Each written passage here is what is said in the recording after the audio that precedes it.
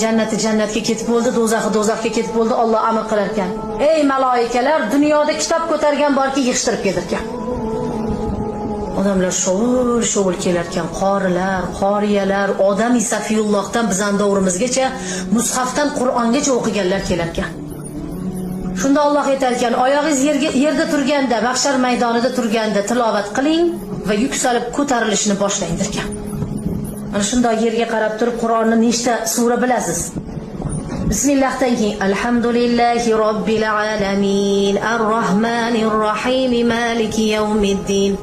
Qorilar parvoz qila boshlar ekan. Oxiri Yosinni o'qib bo'ldi, voqeani o'qib bo'ldi, yodlaganda endi hayotida.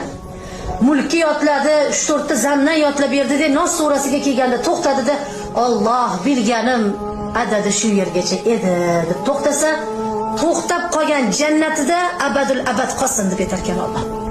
8 qavat jannati qaysirisini eshigida to'xtab qoldi. O'sha yerda qolsin abadul abad derkan Alloh. Shunda 5-qavatga kirib ketayotgan qiroat egasi, o Firdavsga 8-jannatga qarab, yana ko'proq yodlasam, Firdavsga qarangki abadul abad qolgan bo'lardim, Alloh deb yig'lab kirib ketar ekan. Odamlar jannatga o'ziga ham kira olmayapti, lekin u qori Firdavsga yeta olmagani uchun yig'lab kirar ekan. Yuruvchi Qur'onlar bor, 30 pora Qur'on yod olgan, yuruvchi Qur'on deydi.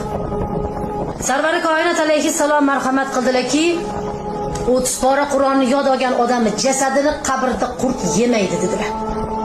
Qo'yilgandek qiyomat kuni turib keladi dedilar. Qur'onni suv qilib ichib, go'sht-go'shiga, etiga joylagan odam qabrda chirimas ekan azizlar, o'zida turar ekan. Rasululloh sollallohu alayhi vasallam aytdilar, sizlar osonlik bilan o'qiyotgan Qur'onni menga vahiysi juda og'ir keldi dedilar. Titrab, qaqshab, oyoq qo'llaridan jon qochib, lablari ko'kargan holatda qarangki, Qur'onni vahiysini qabul qilar ekanlar.